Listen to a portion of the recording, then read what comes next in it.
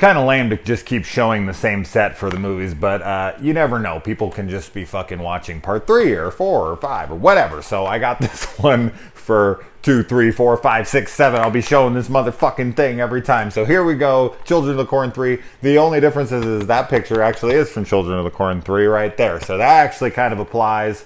It won't for the rest, but fuck it. I probably won't mention that every time. So you're the lucky few if you're watching this one that gets to see that completely pointless thing.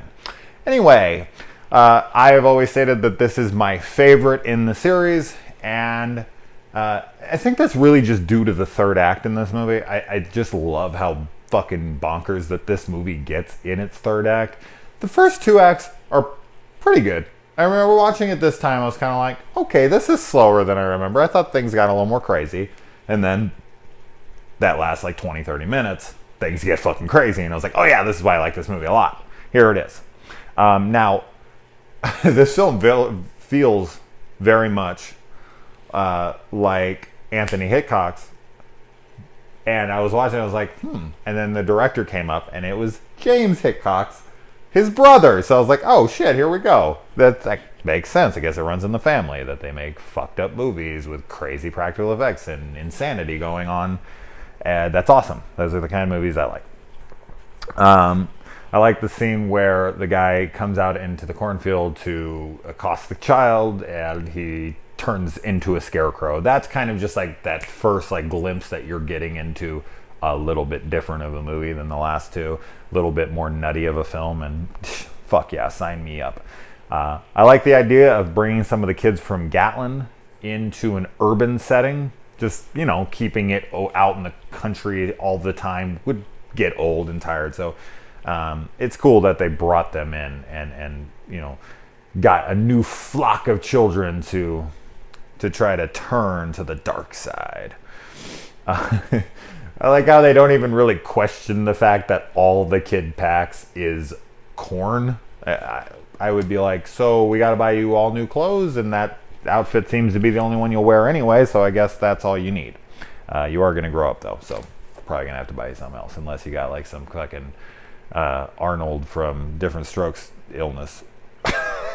Was that even an illness? I don't even know what the fuck I'm talking about. I'm just going crazy tonight. I don't even care. This is one of those things where I would usually just stop and be like, all right, let's recompose myself. Let's do it again. But not tonight. Tonight's fucking unedited mayhem. I'm not sure why.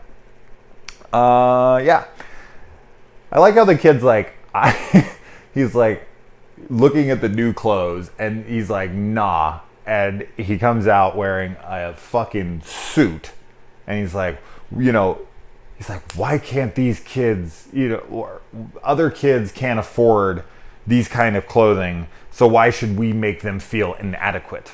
And it's like, you're wearing a suit.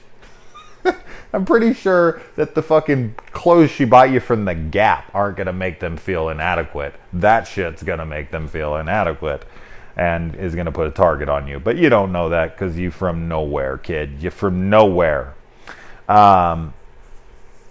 Eli. I really like Eli in this. He's great. I really like the kid in this. I think is his acting amazing? No, but I was complaining in part 2 that the new kid, I can't even remember his name. See? That's how fucking, you know, how forgettable he is. Eli is very memorable. I really like him. And he is one hell of a buzzkill. He is, every time he speaks, he just sucks the fun out of everything with everyone's having. But he's a great lead as that main antagonist in the film.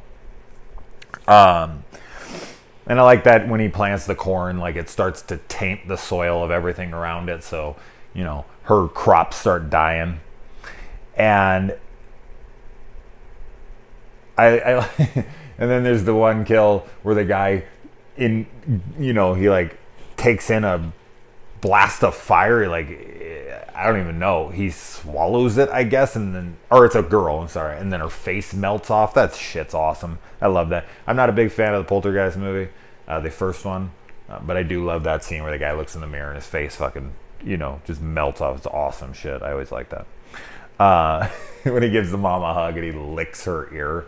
I don't know what her reaction would be. It might be just what she is. She's so shocked she can't even see straight. But I love that. The way he looks at her, the way he does it, it's just fucking creepy and it's fabulous. And this is a pointless one. I'm not even going to say that. Yet again, these are one of these scenes. I was talking about this in the last one where it's like I wrote stuff down and then I don't remember that. Like I do remember, but I'm like, you need to see the scene to know what the fuck I'm talking about. Most of these is like that. I need to start editing clips into my videos, but you know, I'm lazy. And yeah.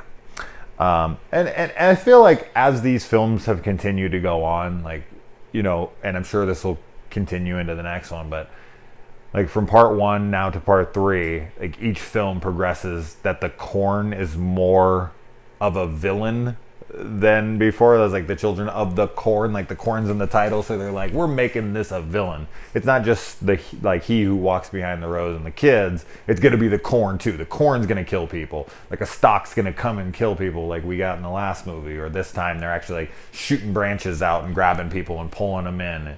It's pretty funny.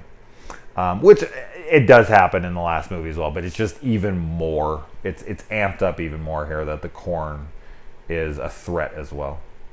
The mom dying is actually, you know, kind of out of nowhere. I thought that was a great surprise. You think she's going to be a character throughout the movie that's always trying to tell people, like, these kids, there's something wrong with them.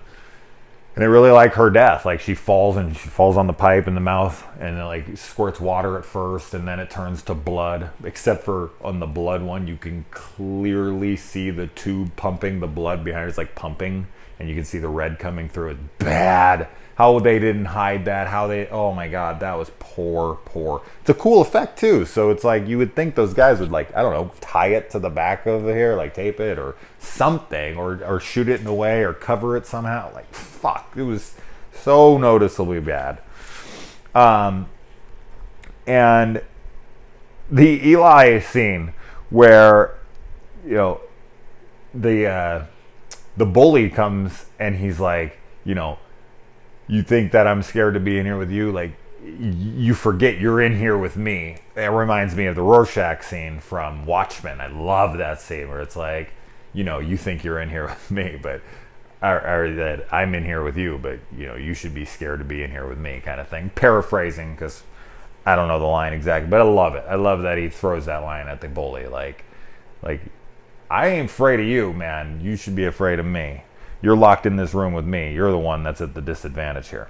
And probably my favorite kill in the movie, I guess, or one of them at least, practical effect at least, is when, and this is kind of a fucked up scene because he, you know, he gets the girl to turn to the side, to the dark side with him, and his, you know, she kills her parents, which is totally fucked up. And the mom falls over on the ground. Her head splits open. Great effect. And bugs just start coming out of it. It looks awesome, man. That's some great effects there. Which, the fact that he was able to turn her so quickly raises a lot of questions. And I guess this is probably not going to be tied to the first one and explaining anything there. This is kind of its own entity. But just thinking about that, she's like almost in some kind of trance. And how many of the kids from the previous films or this film are just more in a trance versus them actually buying into what is going on? That's an interesting thing to consider. Like, are these kids believers, or is there some kind of spell being put on them where they're in a trance that they don't even realize, and when they kind of snap out of it, they're like, wait, what's going on? Huh? Wait, what happened? Oh my god, I killed my parents.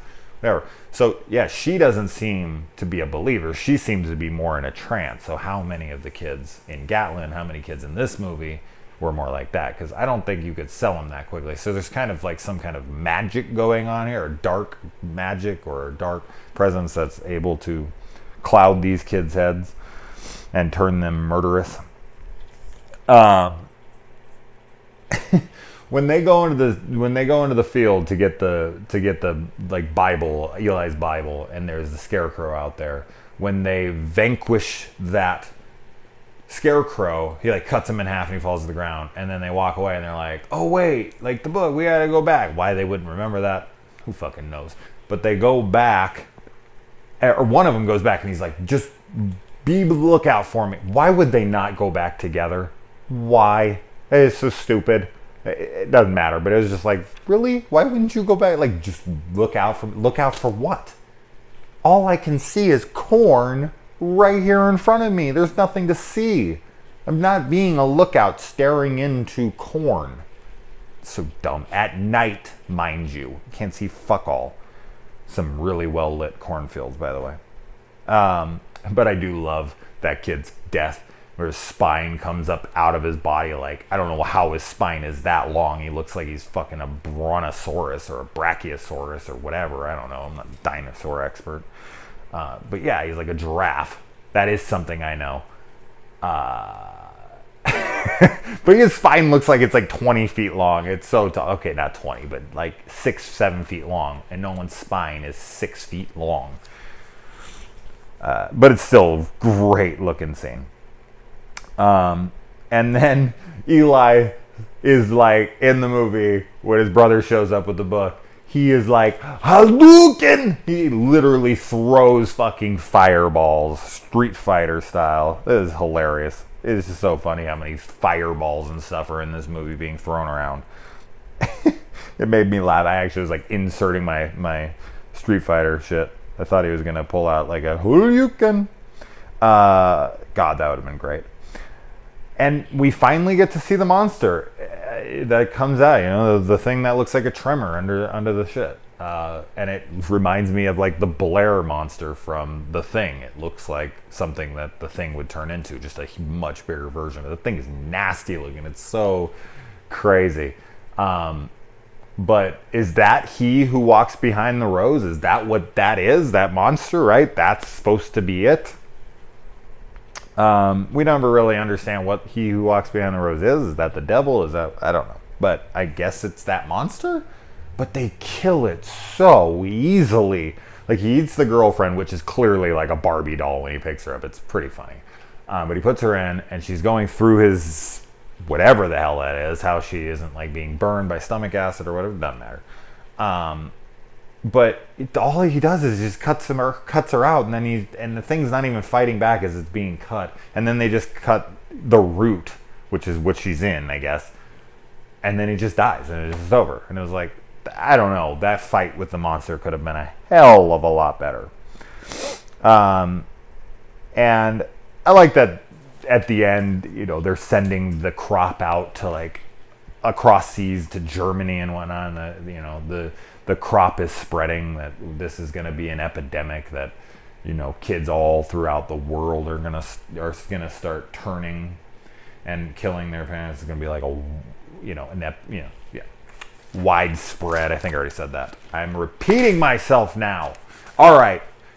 This is what happens when you watch too many Children of the Corn movies in a row. I'm losing my fucking mind, people. I'm losing it. If I ever had it, I don't know. All right. Yeah. Bye.